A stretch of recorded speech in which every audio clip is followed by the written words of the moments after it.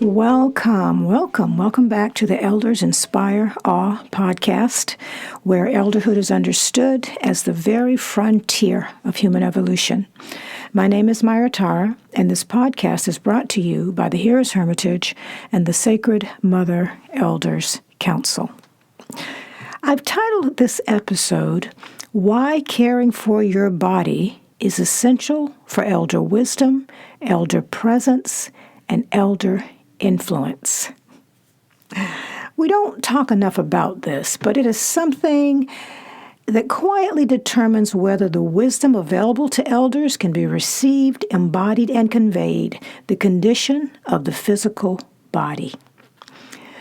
The one-year journey to counsel that you hear me talking about more and more includes practical disciplines designed to place and retain the body in a condition capable of higher receptivity, higher awareness, and meaningful influence.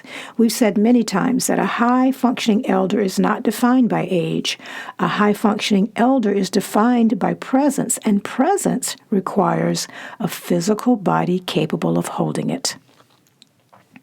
The disciplines that support this are simple: movement, dance. Dance is my favorite, but all kinds of exercise, clean living food, fasting, water, just drinking your water, deep, slow breathing, and practices like yoga and Tai Chi and Qigong that integrate awareness and form. As one moves toward full council membership, these disciplines take on increasing importance, not because someone tells us they should, but because the body itself begins to ask for them. The body begins to long for more of the exquisite sensations it has experienced on the way over the course of the journey.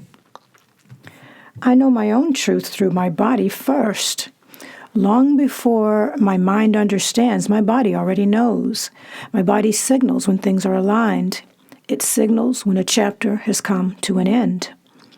At the height of my career as a tenured professor and associate dean, my body knew it was time to shift. There was no confusion, no hesitation, no inner debate. The decision was made in the cells of my body, in my breath, in my energy. My mind eventually caught up. This inner clarity develops as we trust the body as a source of intelligence, rather than viewing it as a mere vehicle we drag behind us. At Hearers Hermitage, my body is foundational to how I listen to stories. As the person speaks, my body tells me what matters, not their words and not my thoughts about their words. The energy in my body reacts to the truth it recognizes through things like subtle voice changes or tiny shifts in facial muscles. It detects subtle energy frequencies. And when I describe my body's response to something the person has said or done, something remarkable always happens. We arrive at some truth together. Our bodies are deeply intelligent. You can rely on the felt truth in your body far more consistently than you can rely on the thoughts in your mind. Thoughts are fast and clever, but they are filtered through history, through fear, through conditioning. The body has no such filters. It does not seek to persuade. It does not dramatize. It simply signals. This is why taking care of the body is essential for elderhood, not to preserve appearance, but to refine perception, to refine our capacity for discernment. All of this requires a body with clean, clear energy flowing through it. When the body is congested, inflamed, depleted, or chronically overstimulated, its sensitivity is dulled. Noise predominates. But as the body becomes clean, strong, well oxygenated, its sensitivity remains high. And here's something I've discovered recently. The reverse is also true. Increasing awareness generates greater physical energy and vitality. This is my personal experience. There's increasing eagerness for life and connection with increasing awareness. Energy begins to flow more freely. Movement becomes enjoyable. I find myself exercising because I have an abundance of energy, not because I coerced myself. My soul's enthusiasm just spills over and generates an active body. This is an important discovery because discipline that arises from pressure won't last, but discipline that arises from vitality is self-sustaining. The body wants to move as it grows in awareness. It wants nourishment that supports this clarity. It wants rest that is restorative rather than distracting. Aware elders who care for their bodies are more alive, not less. They're not fighting time. They are cooperating with energy. Breathwork is a perfect example. Until recent years practicing breathwork, it never occurred to me that air itself is a source of energy. I just thought breath as automatic. I thought of it as something happening in the background. And if you're skeptical, I invite you to try a simple experiment. The next time you feel depleted and start to reach for coffee, try instead lying down on your back. Breathe long, slow, deep breaths in through your nose, out through your mouth for 20 minutes. Nothing fancy, just deep, slow breaths. The result will astonish you. Energy returns, not jittery stimulation, but grounded vitality. The body and mind feel awake and ready to go. Just a little research will show you that deep, intentional breathing increases the oxygen and molecular activity in your cells. Our cells literally fill with more energy.